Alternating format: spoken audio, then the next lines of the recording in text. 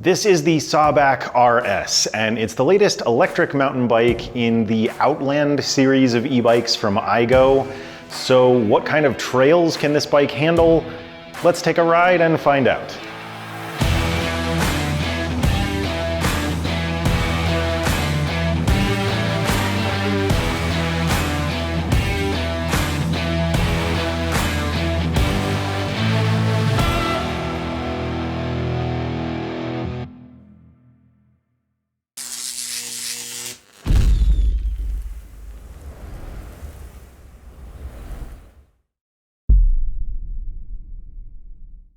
Hey everyone, I'm John with Electric Bike Report, and I just have a quick note before we dive into the review. We're always coming out with new e-bike content, including reviews, comparisons, and more. Plus, we have more e-bike giveaways coming up, so make sure you're subscribed to the channel and hit that little bell icon so you can stay up to date. But let's swing back to the Sawback and talk a little about what stood out to us the most about this bike. First things first, I really liked how powerful the motor felt. It's a 500 watt mid-drive motor from Ananda with 130 Newton meters of maximum torque output, so that made the bike feel fast and really capable when climbing. I also really liked how responsive the motor was. It gave me more power as soon as I started pedaling harder, and it backed off right away when I stopped, so it felt really natural and precise. Another great feature here is the removable 48 volt, 720 watt hour battery. That's definitely up there in terms of battery capacity. So based on the specs of the motor and battery, we expected to get pretty decent range from the bike. That is just one of the things we tested on the Sawback, but we'll talk a little bit more about the specifics with that a little later on. One big thing about the Sawback that sort of separates it from a lot of other mountain bikes is that it can also be set up as a Class 3 commuter. It ships as a Class 2 e-bike with its motor limited to 20 miles per hour, but the bike pairs with the iGo Ride app, and it can be unlocked to offer pedal assist up to 28 miles per hour through that. There's also a throttle included here, which can easily be removed if you're hitting the trails, but for riding on the street, it can help you get moving after a traffic light turns green, or allow you to take a break from your pedaling. Another big pro here is the fact that there are a ton of name brand components, which is exactly what you want on a more rugged bike. I mentioned the battery, that uses Samsung cells. There's a 9-speed Shimano Alivio drivetrain with a 34-tooth chainring, a KMC chain, and an 11 to 36-tooth cassette.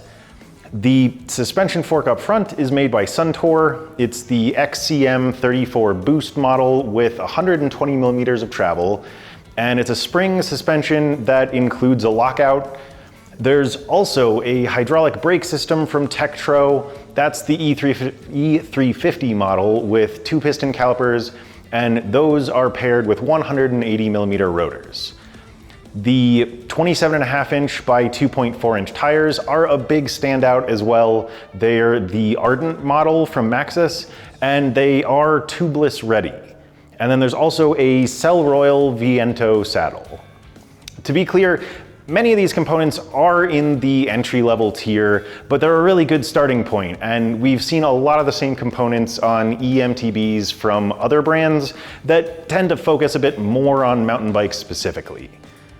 To round everything out, I want to also point out a couple of the smaller features that we appreciated. The bike includes a dropper seat post with 150 millimeters of travel.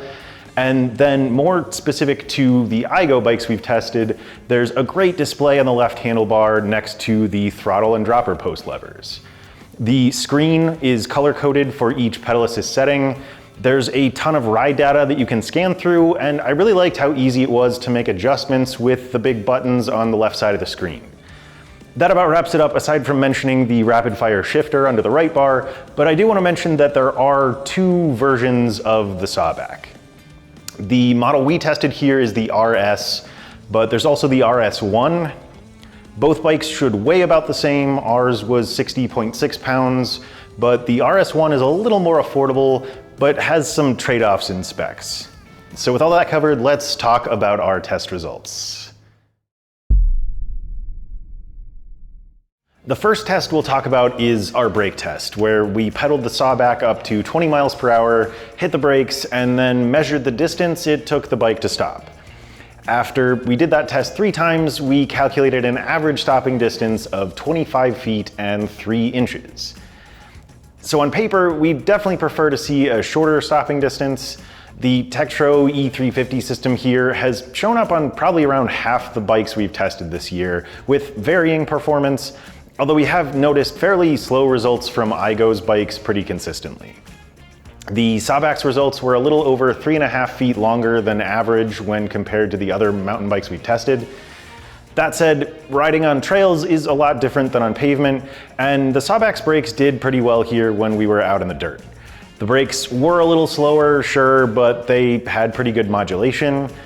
We might recommend upgrading to a system with 4 piston calipers, as parts need to be replaced over time, but we think this is a decent setup for an entry-level mountain bike.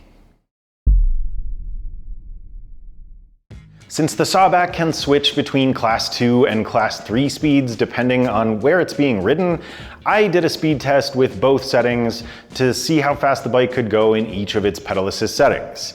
Let's go out for a ride and see how it did. All right, we are here on the iGo Outland Sawback RS to do a speed test. And I'm running here with no help from the motor, right around 11.5 miles per hour. Max on the bike speedometer says about 11.4 miles per hour. So, 11.6, all right. Anyway, let's bump up to eco mode. So you can hear a little bit of sound from the motor there. Feels like a pretty nice amount of power in PAS1 actually. You know, pedaling pretty easily here, and I'm trying to maintain a consistent level of effort throughout the test. So here, getting up to around 14 miles per hour, 14.2. Let's bump up to tour mode. Definitely a bump there, nice increase. Getting a lot more, you know, punch from the motor and distance with every pedal stroke. A lot of extra speed, up to about 17 miles per hour here. Yeah, 17 on the nose. Let's bump up to sport mode. I don't know if you can see, but the display is color coded, very nice there. I'm up in the highest gear here, but it feels good. Going about, let's get around the bend. Going about 18.5 miles per hour. I think 18.7 was the max. Let's bump up to turbo. Oh wow, yeah, that is a lot of power with every pedal stroke. Getting up to 19.6 miles per hour was the max there. And then we'll kick it up to boost. Doesn't feel a whole lot different here, but that's not really a surprise considering that the cap is currently set to 20 miles per hour, and we are hitting that 19.9, 20, there we go. All right, that is our Class 2 speed test on the Sawback RS. All right, so we're here again on the iGo Sawback RS, pedaling with no motor assistance, getting up a little bit higher here. I'll try to stabilize to where I was before. So yeah, well, 11.5, 12 miles per hour. Had it up around 12, so we'll count that. But let's bump that up to eco mode. Jump up to, looks like 7th gear. And again, really good amount of power here in eco mode. Jumping up to about 14.5 miles per hour. 14.4 was the max that I saw. Let's jump up to tour mode. Shift up to 8th gear. Feeling very smooth, very easy to pedal. And right about 17.2 miles per hour was the max there. Let's jump up to sport mode. Shift up. Oh, it was in 9th gear before. Okay, now we're in 10th.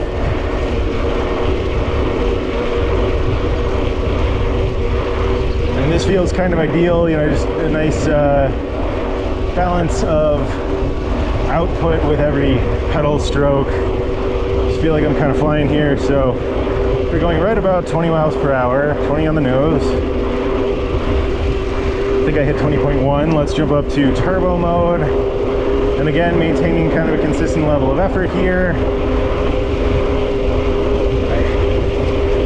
Going about 20 and a half up to about 21 in this setting. 20.8 was the max. 20.9. Let's jump up to boost mode. Okay, definitely feels a lot different here, where it didn't in class 2 mode. Definitely giving me more power here. I'm moving my feet a little faster, but kind of maintaining the same level of pressure. Going about 23 and a half. Looks like 23.3 was the max there. So we will call that our class 3 speed test on the Sawback RS. So I mentioned keeping a consistent level of effort throughout the test, and that's really important because of the motor's torque sensor. You get more power from the motor when you pedal harder and vice versa, so your results might be different from mine. In the first test with the 20 mile per hour limit, I could pedal pretty easily at 11.6 miles per hour with no help from the motor. Moving up through the 5 pedal assist settings, I measured 14.2 miles per hour in eco mode, 17.1 miles per hour in tour mode, 18.7 in sport mode, 19.6 in turbo, and 20 miles per hour in boost mode. We hope to see very consistent increases in power and speed between each setting, and in general, our results looked pretty good. On paper, there wasn't as much of a difference between the more powerful settings just because of the class 2 limitation on speed, but that's a pretty common pattern, and we were happy with what we saw on the low end. When riding on trails, eco mode was nice to conserve power or get a little bit more of a workout. We found tour and sport modes to be pretty well suited to flatter sections of trail, and turbo and boost modes were definitely best for climbing. In class 3 mode, I did the same test and had about the same results up through tour mode. I measured 12 miles per hour with no help from the motor, 14.4 in eco mode, and 17.2 in tour. Sport and turbo modes didn't seem to be very different, but I did get faster speeds than in the class 2 mode settings. I measured 20.1 miles per hour in sport and 20.9 in turbo. Boost mode ripped though, and while I only got up to about 23.3 miles per hour during the test, I maxed out at about 27 with pretty aggressive pedaling. The overall distribution in class 3 mode was more even, although we wouldn't mind a bit more variation between sport and turbo modes. The Sawback handled high speeds really well though. I had a ton of fun, and again, class 3 mode is definitely better suited for riding on the street. The Sawback RS did a really great job in our range test. We rode the bike in eco mode and boost mode until the battery ran out of juice and measured between 40 and 80.3 miles on a single charge. iGo advertises up to 45 miles, so we're pretty stoked about our results, although it is definitely worth mentioning that we do all of our testing on pavement, and your results will vary if you're only riding on trails. We were really happy with these results. The 500 watt motor here requires a bit more juice than some of the lower power 250 watt motors you might find on some other eMTBs, but the 720 watt hour battery here has the capacity to keep it going. We ended up with a little better range than expected, but we also recommend taking the bike out on your local trails to see how far it'll go for you. Based on the specs of the battery and the motor, we expected to get about an hour and a half on the bike and right around 29 miles of range, but the bike gave us about 63% more time and 39% more distance. Our tests took between 2 hours and 21 minutes and 6 hours and 14 minutes, so that battery capacity I mentioned earlier definitely came into play here, and the motor seemed super efficient as well. So that combination will help you to stay out on the trails having fun for quite a while. As always, Justin rode the Sawback RS up the paved path at Hellhole Trail and tested both the throttle and the pedal assist system in boost mode. So I'm gonna pass you over to him so he can talk about his experiences.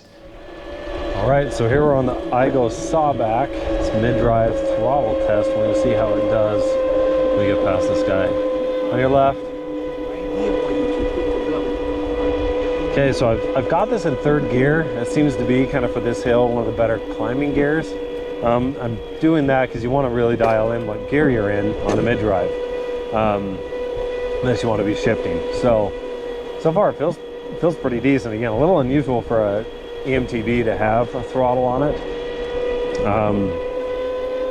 And it's also a little bit different when I'm throttling. The pedals kind of want to turn a little bit, but if you just keep your feet down, it's fine, so just notice that. But overall, I think it's actually climbing fairly well. It's got a pretty decent motor on, I think.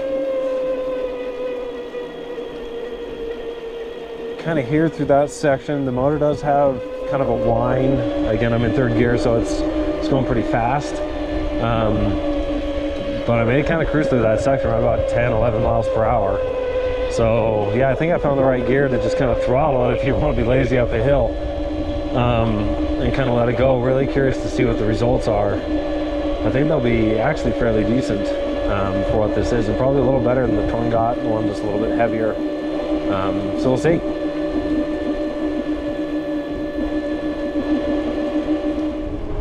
Okay, so here we go on the iGo, the pedal test. I'm really curious to see how this kind of self-branded motor works. I'm not exactly sure who makes it. I have a hint it might be Nanda. So we'll see how it does it up this hill. So through this first steep section, right around 10, 8, and I'm keeping like a decent pace. You know, I'm not pushing it too hard. I do have to push a little more on the mid drives for obvious reasons. Don't push along like the hub motor does, but I do try to keep a fairly constant, you know, amount of watts that I'm putting into it. So feels pretty good so far. Fairly quiet as well. There's a hum to it, but I wouldn't call it a whine. So we'll let you listen to it here.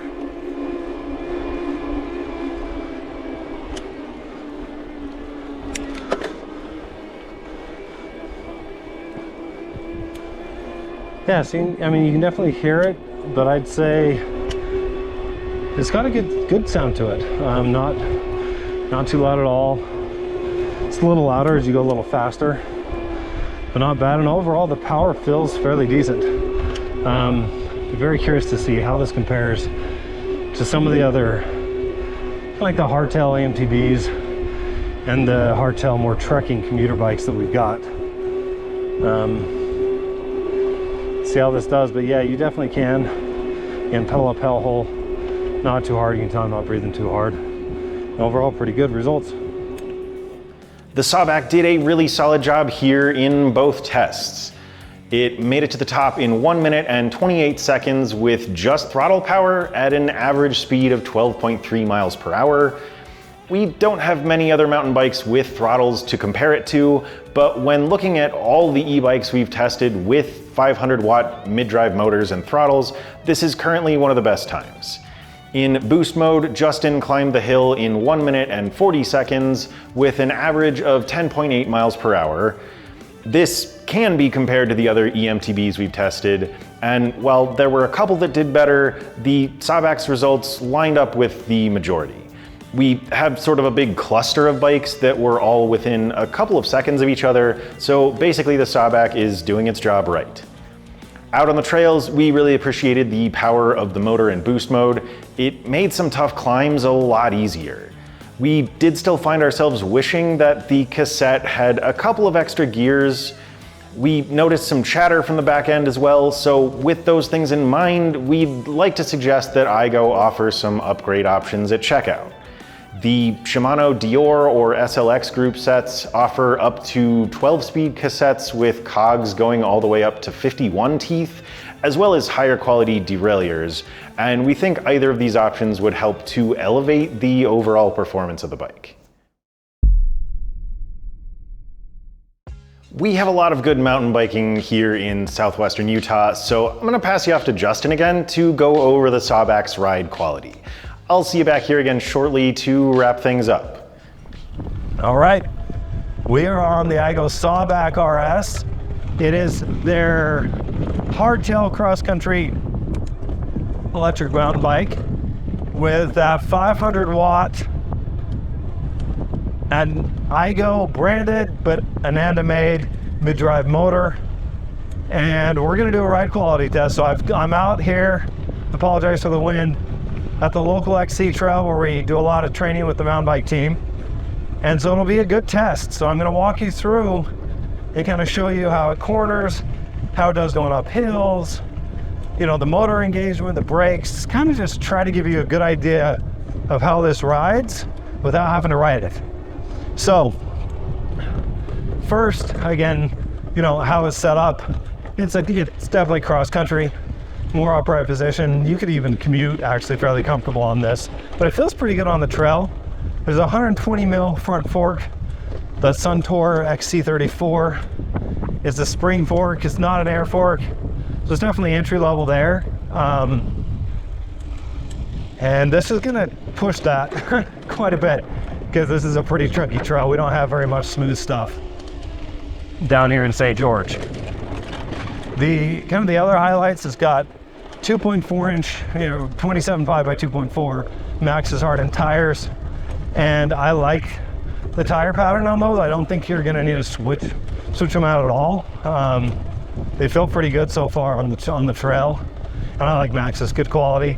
Has the seat post dropper, which I think is really nice, simply because I think every mountain bike should have a seat post dropper. I do not like when I gotta turn around and go downhill. I like to be able to slam that post down. So I like that.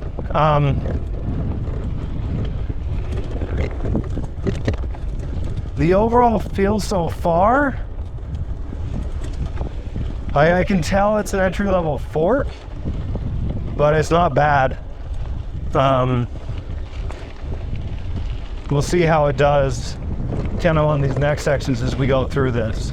So I'll kind of pop in and out on commentary and try to show you again how this performs on the single track.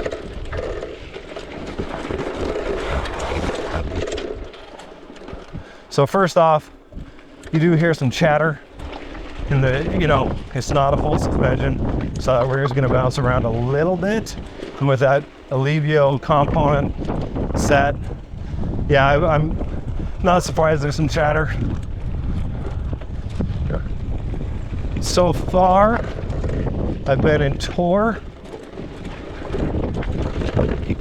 Nothing rocks.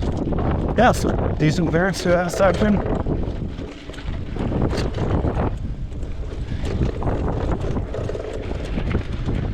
And Tour feels pretty nice. I'm going to kick it up to Sport. And some of these rocks I'm trying to hit.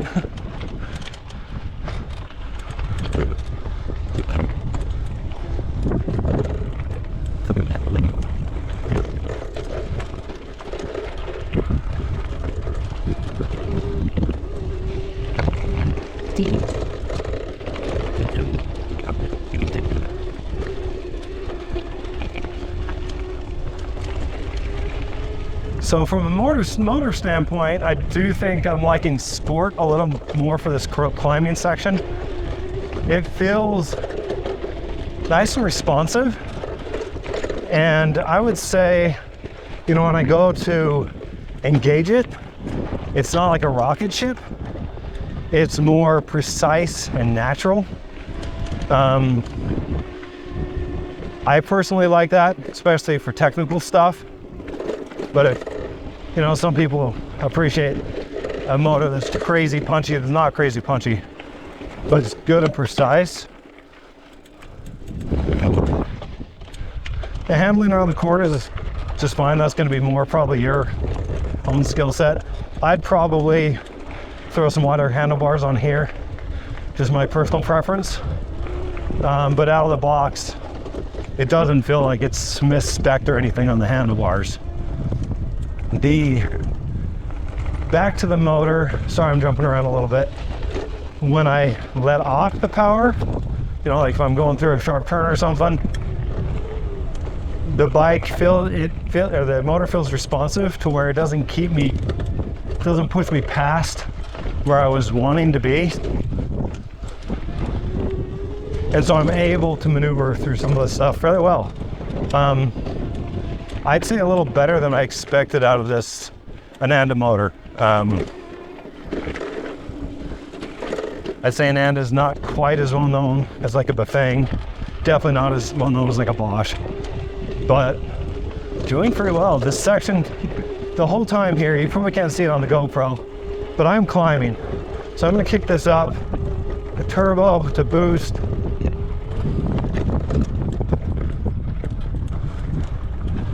And climb this last section here. And it's definitely giving me some power. Sorry for the wind. Now I would say I'm gonna back it down from boost. I don't know if I want that much speed climbing up this technical trail as I'm trying to talk to you. So now I'm in turbo. I'm definitely feeling these bumps. As you can tell, it's a pretty rocky trail here.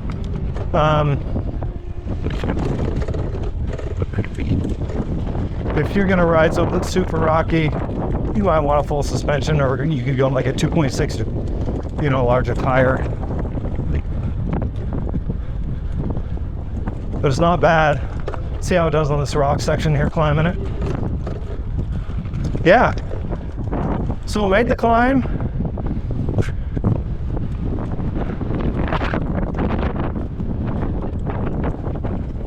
See if I can turn around and have the wind at my back. Yeah, I made that climb nicely. It was nice and fun. And these, you know, really good engagement from the motor. Heard a little bit of chatter in the tail. The front suspension, I could tell it's entry level, but that's kind of to be expected. But overall, decent quality. Now I'm gonna kind of just catch my breath here and then turn around and go downhill. Okay, now we're gonna turn around and go downhill here. I'm gonna go down into eco mode and see how that feels. And this is probably gonna push the suspension a little beyond what it's, you know, it'll be capable, I think. But I think I'm gonna, if you're riding this kind of stuff a lot, you're gonna want probably a little better fork, is my guess. Doesn't go bad so far.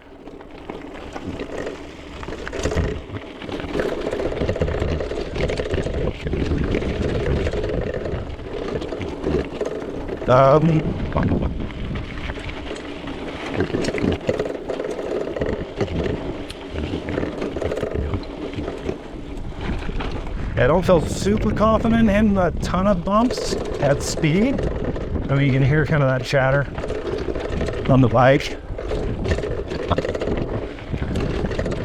But it can definitely handle it. I would also say the brakes are holding up nice. I think you'll probably, if you're riding, you know, a lot of technical stuff quite a bit, you're probably going to want to, you'll probably have to up it or maintain those brakes a little bit more than like a 4-piston setup. And I will say, I think I'm wanting to not, the eco feels a little bit light through here as I come back through these sections. I just want a little more power, so I'm gonna go up one more here. The Tour, yeah, that feels better as I go down here. So downhill wise, I mean, this does feel entry-level mountain bike.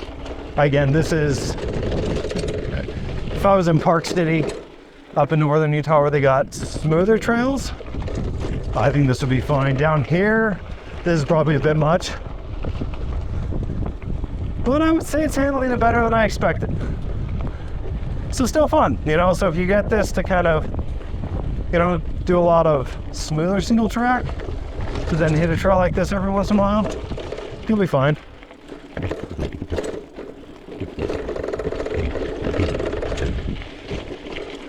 Handling wise, feels fine through the corners. Again, you are a little more upright than like an all mountain bike for sure.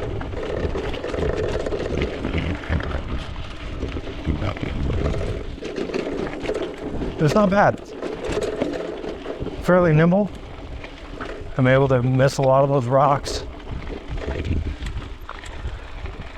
On those turns, feels pretty good. So I'd give it, I mean, on something this technical, I'd probably give it a C, which isn't bad. That's better than what I expected going into it. Not extremely comfortable. Decent amount of chatter. But probably shouldn't be ridden on a trail like that, going downhill, going too fast. Uphill, it felt fine. And on this kind of stuff, the bike's great. So this I have no problem at all recommending the bike. We'll see this section here. Yeah, not bad.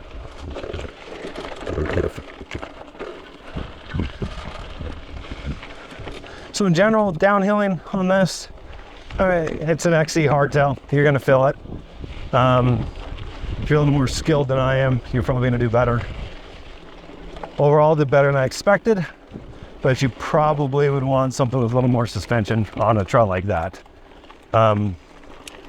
So as we head back now, I'm gonna kind of take it through the different assist levels.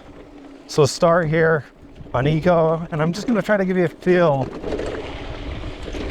trying to walk you through how each assist level feels. So eco feels good.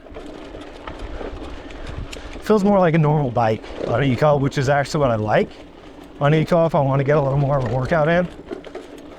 Because I kick that up to sport. Definitely feel more assist level there. I think I'd still kick it up into sport from tour and ride a lot of this kind of trail in tour. Just makes the bike feel a little bit lighter, nice and responsive, good power. And just kind of feels like it's natural what you want to be in. It's a fun little section here. The bike feels nice and nimble.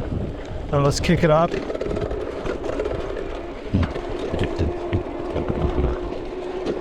Definitely a lot more when you hit it into turbo. And then boost. I mean, I can just kind of sit down on the saddle. I just lowered it and I don't have to push hard to go here. This is either the hill climbing mode, the race as fast as you can against your buddies mode, or lazy mode. You just want to sit on the saddle and pedal. So overall, the motor engagement at the different assist levels from eco to boost, I do think that there's a pretty good difference between all of them on the trail. The difference between tour and sport is not as pronounced as the other ones, but it still is different. And so I like that. Overall, you know, good quality feel on this motor, a little better than what I expected. So most of our testers are in the 6-foot range, and we were all fortunate to have a pretty good fit with the Sawback RS. The bike has a single frame size that iGo says can fit riders from 5'3" up to 6'2", and with a relatively steep head tube angle, it did feel a little more compact when compared to some of the other eMTBs we've tested. A lot of those other bikes have between 4 and 6 frame sizes, so we'd suggest that iGo expand their number of frame sizes to at least 3, just to make sure that riders have a little bit more of a precise fit. That said, we did like how the Sawback handled. It took corners well, and overall it felt pretty nimble. One note about the handlebars.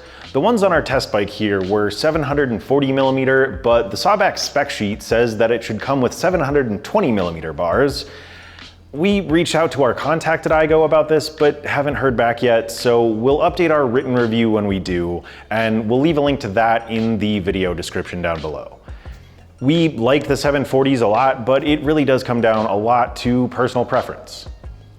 The mid-drive motor was a big highlight though. It's really important to have something that responds right away if you need more or less power. We've been pretty happy with Ananda motors so far, and this one is no different. It's nice and responsive, so it's definitely appropriate for the bike. After Justin rode the Sawback, I took it out on some more open trails and had a lot of fun with it. All in all, we think that the Sawback is solid for an entry-level XC bike. It's great for smooth flowing trails and areas with fewer rocks and roots. It can handle more technical stuff, but if you ride a lot of rock gardens and rooty terrain, you might want to consider upgrading the fork and drivetrain just for the sake of comfort. I had an absolute blast testing the Outland Sawback RS. I think it's a really fun bike that's a great starting point if you're looking to get into mountain biking or you're just shopping in this price range. If you find yourself hitting the trails on a daily basis, you might want to invest in some upgrades as you go, but for what the Sawback is, you're getting a pretty solid foundation. The bike performed well across the board in our testing, and while we had a couple of points of critique, we were happy overall. The Sawback did well on trails, and we think it's great that it also has some features that allow it to function as a commuter or just something you might ride around the park or the neighborhood. So if you're looking for a bike you can confidently hit single track with and also ride to work on, we think the Sawback strikes a good balance. At 28 miles per hour, it can keep up with traffic really easily, and on single track, it's gonna be pretty comfortable as long as you're not riding lots of rock gardens or black diamond trails. I mentioned a couple of links in the video description, one to our written review and another to the iGo website. Our written review goes into a bit more detail in regards to our testing, and if you're looking to make a purchase, please use our affiliate link to the Sawback's page to help support us at no additional cost to you. But that does it for this review. Thanks for hanging out with me today. Again, I am John with Electric Bike Report, and this is the iGo Outland Sawback RS.